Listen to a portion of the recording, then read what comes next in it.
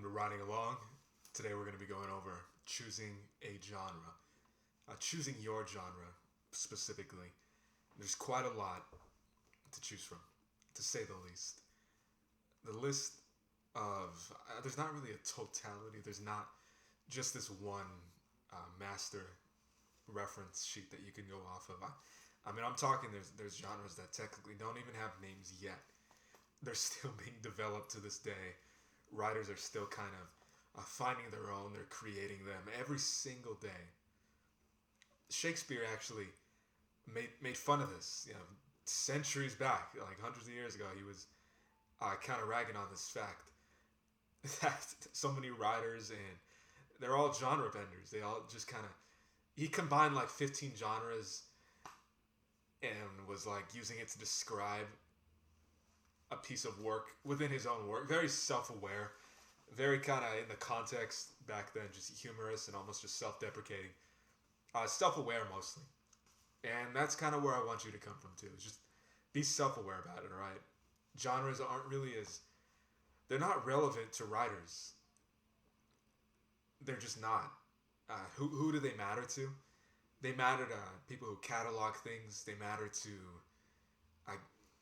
traditional book review sites and institutions and stuff like that. They like to categorize stuff and put it in little shelves and say, oh, this is where all this stuff is. This is where the semi-autobiographical fiction goes. This is where the sad, somewhat fiction, somewhat not fiction, historical accounts of this specific ethnic group. It's a lot of nonsense for the writer. You're not trying to fit into a box. I would hope you're not. You don't have to do that, and then the second you do that is when you kind of start losing a bit of your touch, losing a bit of your magic, and luckily it's not something you gotta just kind of subject yourself to for the rest of your life. No, it's a little more less disappointing, less constricting as a whole. You're not suffocating.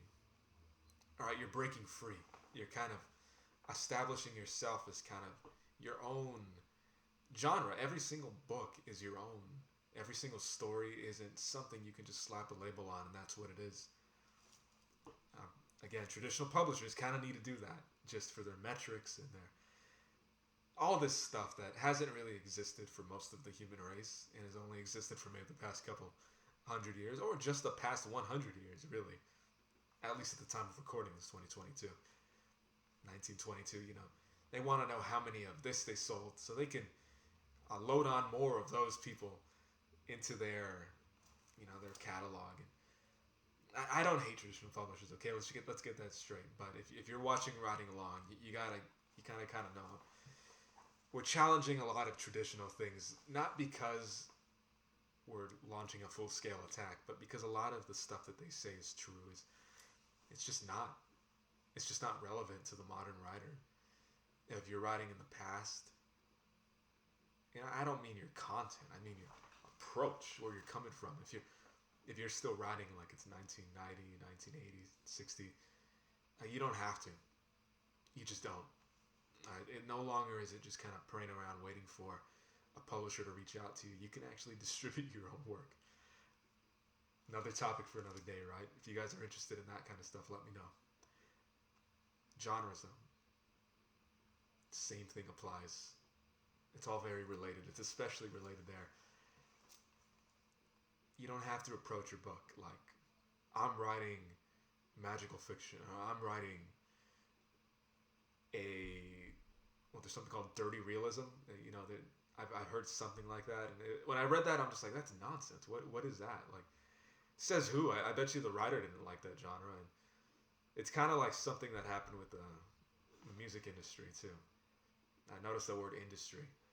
I want you to break free from the idea of industrializing writing, industrializing the art form. You can work within it. You can work within the confines. You can kind of purvey your way through it. To do that, though, you have to know what's necessary and what's not. And as someone who's kind of said, like, forget genres. It's worked out for me okay. It's going to work out for you too. There's nothing special about the approach I took by ignoring genres. I didn't title this video,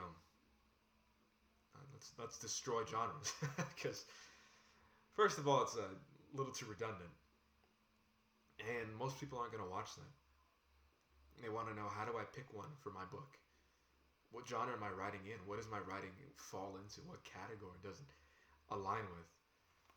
And the fact is, you don't need one. Save yourself the trouble. Save yourself just kind of the pressure that you have to externally put on yourself. It's a big load to take off yourself when you realize, oh, I don't have to write for a category. I don't have to worry if I make one small change that I've entered into an entirely different realm of writers and writing communities. To be completely upfront with you, I don't know anything about writing communities out there right now. Because here's some of my thought process. Steal this thought process, okay? Steal it. I know that there are a lot of people who want to write. Now, people who just think about it, people who just kind of sit around on the couch watching TV, like, oh, I really want to. And they never do. A lot of them are, no offense, all right, be honest with yourself. A lot of them are part of writing communities. They're part of writing groups, whether online or in person, at their schools, or just among people they know. And they talk about it, throw their ideas out there. But how many people of them do you know have actually really finished something? Beyond that, just gone through with getting it actually out there and printed and distributed. It's not many. And, okay, where you spend your time, where you kind of spend your mental spaces, it's a pretty clear reflection of who you are and where you are and what you are as a person. So, if you want to be the writer who gets their stuff out there, who finishes something, and keeps at it, doesn't just talk about it, right? Keeps at it. Welcome to the channel. Thanks for watching. Just by being here, you're taking an active step in already indulging that side of you and building that part of your own identity by our own dialogue, our own conversation here. And frankly, I'm glad that you found this video because I'm really speaking to myself. I mean, literally, I'm staring at a picture of myself as I'm recording this. No, not just like a self-portrait, but I mean, I'm facing the camera and I have the screen direct. I'm talking to my old self who was kind of stuck at how do I find what I'm writing in? You know, what are the nuances? What are the cliches I should avoid? What are all this stuff that just kind of gets in your way of actually getting something down? And I'm sharing what works for me, okay? Because I know it works. And you don't just have to trust me on that, okay? I mean, I just know, I know it works, and I know it can work for you too. And with that is, you don't have to choose one. You don't have to choose, I'm writing mystery, I'm writing crime, I'm writing noir. It's a waste of your time. Completely. Don't feel bad if you've done it. I mean, I did that too. I just did. And I can say really confidently, you're going to be okay once you let all that go. And just tell yourself and be honest. I'm defining my own category as I go. People might kind of slant you into something and say, oh, you're this, you're that. Good for them. Like, let them. If anything, let them do the job. If you really want somewhere to fall into, people will do it for you. Guess what? It doesn't really mean anything because you're the one who made it. Right? You know what it is. Let them kind of play and fumble around with that. You're the writer. You're the one who's creating. You're not just passively receiving. Even by watching, okay? It's not just one way. It's not just me feeding stuff into your brain. No, you're feeding stuff right back to me too. And through that, through you watching right now, I could consider you a friend if you're watching this. I can relate to you as a writer and as a person too. As I say, right, I'm not here to promote. I don't even use my author name on here, pseudonym, because I'd rather focus on you as a writer and you becoming the best writer you can be.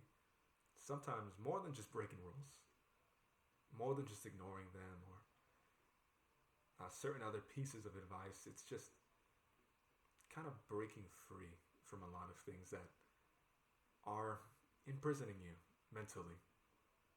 And it's not something slight. It's not something to just be kind of cautiously forewarned about. It's pretty. It's really serious. I'm laughing at the severity of it because you can potentially waste your life if you don't realize this early on. If you don't realize this now, and doesn't matter what age you're watching this at, doesn't matter what stage as a writer you're watching this at. Don't worry about your genre. Let others pick it for you, because really, it doesn't matter. And frankly, it's just going to hold you back as a writer. You're going to think you have to do this. You're going to think you have to do that.